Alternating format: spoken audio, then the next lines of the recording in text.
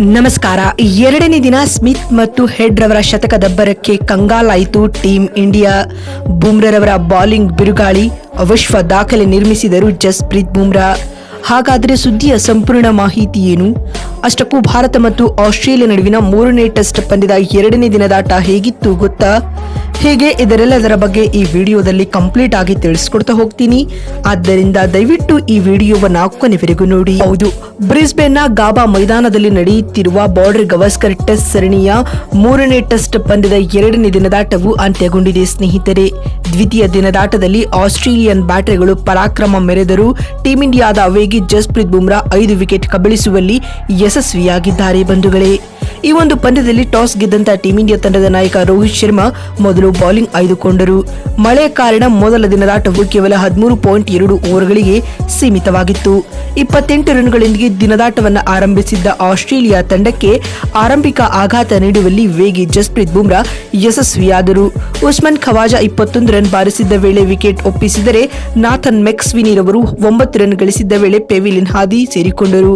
ಇವರಿಬ್ಬರ ವಿಕೆಟ್ಗಳನ್ನು ಜಸ್ಪ್ರೀತ್ ಬೂಮ್ರಾ ಟೀಂ ಇಂಡಿಯಾಗೆ ತಂದುಕೊಟ್ಟರು ಸ್ನೇಹಿತರೆ. ಈ ಹಂತದಲ್ಲಿ ಕಣಕ್ಕಿಳಿದ ಮಾರ್ನಸ್ ಲಬುಷೇನ್ 12 ರನ್ ಗಳಿಸಿ ನಿತೀಶ್ ಕುಮಾರ್ ರೆಡ್ಡಿ ರವರ ಎಸೆತದಲ್ಲಿ ಔಟ್ ಆದರು.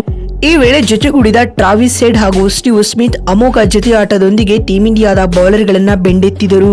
ಅದರಲ್ಲಿಯೂ ಬೀಳ್ಸಿನ ಬ್ಯಾಟಿಂಗ್ ಪ್ರದರ್ಶನವನ್ನು ಪ್ರದರ್ಶಿಸಿದ ಟ್ರಾವಿಸ್ ಹೆಡ್ ಕೇವಲ 115 ಎಸೆತಗಳಲ್ಲಿ ಶತಕ ಪೂರೈಸಿದರು. ಮತ್ತೊಂದೆಡೆ ಇವರಿಗೆ ಉತ್ತಮ ಸಾಥ್ ನೀಡಿದ ಸ್ಟೀವ್ ಸ್ಮಿತ್ ರವರು 185 ಎಸೆತಗಳಲ್ಲಿ ತಮ್ಮ 33ನೇ ಟೆಸ್ಟ್ ಸೆಂಚುರಿಯನ್ನ ಸಿಡಿಸಿದರು. ಇದಲ್ಲದೆ ಟೀಂ ಇಂಡಿಯಾ ವಿರುದ್ಧ 10ನೇ ಟೆಸ್ಟ್ ಶತಕ ಸಿಡಿಸಿದ ವಿಶ್ವ ದಾಖಲೆಯನ್ನ ಕೂಡ ಸ್ಮಿತ್ ನಿರ್ಮಿಸಿದರು. ಈ ಮೂಲಕ ಆಸ್ಟ್ರೇಲಿಯಾ ತಂಡದ ಮೊತ್ತವನ್ನ 300ರ ಗಡಿ ದಾಟಿಸಿದರು. ಈ ಹಂತದಲ್ಲಿ ದಾಳಿಗಿಳಿದ ಜಸ್ಪ್ರೀತ್ ಬೂಮ್ರಾ ಶತಕ ಬಾರಿಸಿದ ಸ್ಟೀವ್ ಸ್ಮಿತ್ ರವರಿಗೆ 101 ರನ್ ಗಳಿಸಿದ್ದ ವೇಳೆ ಪೆವಿಲಿಯನ್ ಹಾದಿ ತೋರಿಸಿದರು. ಇದರ ಬೆನ್ನಲ್ಲೇ ಮಿಚೆಲ್ ಮಾರ್ಷ್ 5 ರನ್ ಗಳಿಸಿ ಪೆವಿಲಿಯನ್ ಸೇರಿಕೊಂಡರು. ಇನ್ನು 160 ಎಸೆತಗಳಲ್ಲಿ 18 ಫೋರ್ಗಳೊಂದಿಗೆ 152 ರನ್ ಬಾರಿಸಿ ಅಬ್ಬರಿಸಿದ್ದ ಟ್ರಾವಿಸ್ ಹೆಡ್ಗೂ ಪೆವಿಲಿಯನ್ ಹಾದಿ ತೋರಿಸುವಲ್ಲಿ ಬೂಮ್ರಾ ಯಶಸ್ವಿಯಾದರು. ಈ ಮೂಲಕ ಜಸ್ಪ್ರೀತ್ ಬೂಮ್ರಾ 5 ವಿಕೆಟ್ಗಳನ್ನು ಕಬಳಿಸಿದ ವಿಶೇಷ ಸಾಧನೆಯನ್ನ ಕೂಡ ಮಾಡಿದರು. ಟ್ರಾವಿಸ್ ಹೆಡ್ ಔಟ್ ಆದ ಬೆನ್ನಲ್ಲೇ ನಾಯಕ ಫ್ಯಾಟ್ ಕಮಿನ್ಸ್ 20 ರನ್ ಗಳಿಸಿ ಸಿರಾಜ್ ರವರಿಗೆ ಚೊಚ್ಚಲ ವಿಕೆಟ್ ಒಪ್ಪಿಸಿದರು. ಈ ವಿಕೆಟ್ನೊಂದಿಗೆ ದ್ವಿತೀಯ ದಿನದಾಟವು ಅಂತ್ಯವಾಯಿತು. ಎರಡನೇ ದಿನದಾಟದ ಮುಕ್ತಾಯದ ವೇಳೆಗೆ ಇದೀಗ ಆಸ್ಟ್ರೇಲಿಯಾ ತಂಡವು 7 ವಿಕೆಟ್ ಕಳೆದುಕೊಂಡು 405 ರನ್ ಕಲೆ ಹಾಕಿದೆ.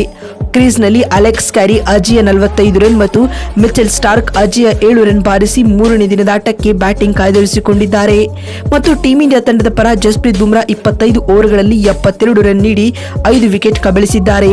ಈ 5 ವಿಕೆಟ್ಗಳೊಂದಿಗೆ ಈ ಬಾರಿಯ ಬಾರ್ಡರ್ ಗವಾಸ್ಕರ್ ಟೂರ್ನಿಯಲ್ಲಿ ಅತಿ ಹೆಚ್ಚು ವಿಕೆಟ್ ಪಡೆದ ಮೊದಲ ಆಟಗಾರ ಎನಿಸಿಕೊಂಡಿದ್ದಾರೆ. ಸಿರಾಜ್ ಹಾಗೂ ನಿತೀಶ್ ಕುಮಾರ್ ರೆಡ್ಡಿ ತಲಾ 1 ವಿಕೆಟ್ ಕಬಳಿಸಿದ್ದಾರೆ. ಇನ್ನು 24.4 ಓವರ್ ಎಸೆದ ಆಕಾಶ್ ದೀಪ್ ಹಾಗೂ 16 ಓವರ್ ಬೌಲಿಂಗ್ ಮಾಡಿದ ಜಡೇಜಾ ವಿಕೆಟ್ ಕಬಳಿಸುವಲ್ಲಿ ವಿಫಲವಾಗಿದ್ದಾರೆ. ನೋಡಿದ್ರಲ್ಲ ಸ್ನೇಹಿತರೆ, ಭಾರತ ಮತ್ತು ಆಸ್ಟ್ರೇಲಿಯಾ ನಡುವಿನ ಮೂರನೇ ಟೆಸ್ಟ್ ನ ಎರಡನೇ ದಿನದಾಟ ಹೇಗಿತ್ತು ಅಂತ ತಿಳಿಸಿಕೊಳ್ಳುವ ನಮ್ಮ ಈ ಪ್ರಯತ್ನ ನಿಮಗೆ ಇಷ್ಟವಾಗಿದ್ದಲ್ಲಿ ತಪ್ಪದೆ ಈ ಕೂಡಲೇ ಈ ವಿಡಿಯೋಗೊಂದು ಲೈಕ್ ಮಾಡಿ. ಮತ್ತೊಂದು ವಿಡಿಯೋದಲ್ಲಿ ಸಿಗ್ತೀನಿ. ನಮಸ್ಕಾರ.